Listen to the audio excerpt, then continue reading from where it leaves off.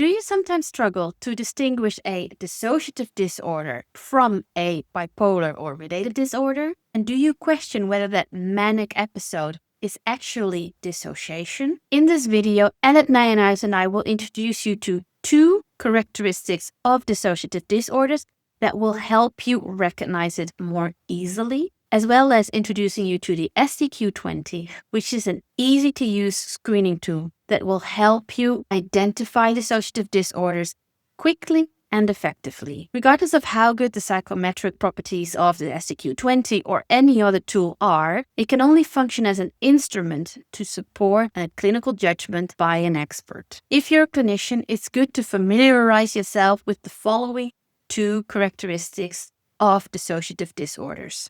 These provide a clear distinction of the clinical profile of bipolar or related disorders. I will introduce them shortly, and Ellert Nijenhuis will give you more context. Dissociative agents tend to experience the body differently. The fact that these dissociative agents, at least 2 and often more, exist manifests in particular phenomena that we in psychiatry describe as dissociative symptoms. Some of them we can categorize as psychoform or cognitive emotional, and others we can categorize as somatoform or sensory motor. We have the negative symptoms in each category and the positive symptoms. The negative symptom is there when one dissociative agent does not remember, whereas another dissociative agent does remember. Let me briefly refer to these 2 agents as 1 and 2. In this case of dissociative amnesia, more or less complete, 1 does not sufficiently remember or not completely remember, and 2 does remember. Then we speak about dissociative amnesia. If we do not have that structural division, if there is just 1 agent and that agent does not recollect something, then we have a good word for that. That is what we call forgetting.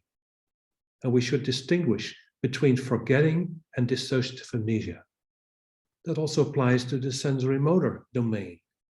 1 does not engage in the action of feeling pain, whereas 2 does. 1 does not or not sufficiently engage in the action of feeling the body movement, proprioceptions, or still other things about the body, but 2 does. 1 cannot move the arm, 2 can. The second characteristic of a dissociative disorder is that dissociative parts or agents are organized within themselves and between each other. In the next clip, Ellert discusses how dissociative agents can affect each other in the context of different dissociative symptoms. He talks about part 1 and part 2. Part 1 is the one that tries to live daily life, the apparently normal part, abbreviated to ANP. With 2, he refers to a second dissociative part, one that tends to relive traumatic memories. He calls that the emotional part, EP for short. The positive symptoms pertain to intrusions, where, let's say, 1 hears to speak, voluntary or involuntary. 1 may like it, may hate it. And in dissociative disorders, generally, ANP would not like to hear to, say, a fragile EP. Meaning that in this instance, when the voices are there, the power of action in the fragile EP, who screams, is stronger, is higher than the power of action in the ANP to avoid it. And that goes for voices, that goes for emotions, that goes for pain, that goes for bodily feelings, body movements, whole reenactments of traumatic situations at the cognitive, emotional, and or sensory motor level.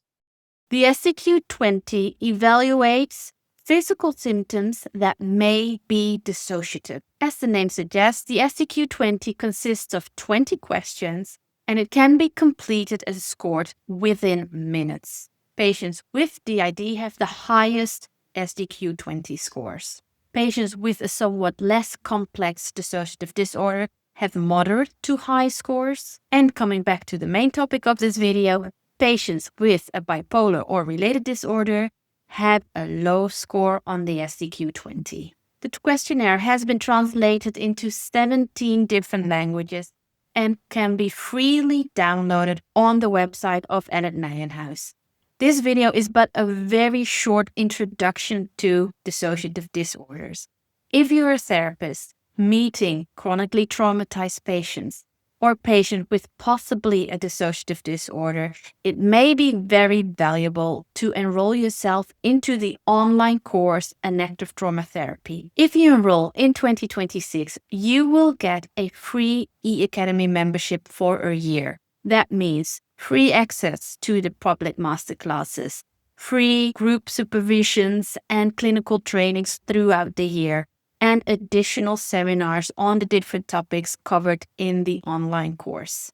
You will get more competent and feel more confident and supported in treating patients with dissociative disorders.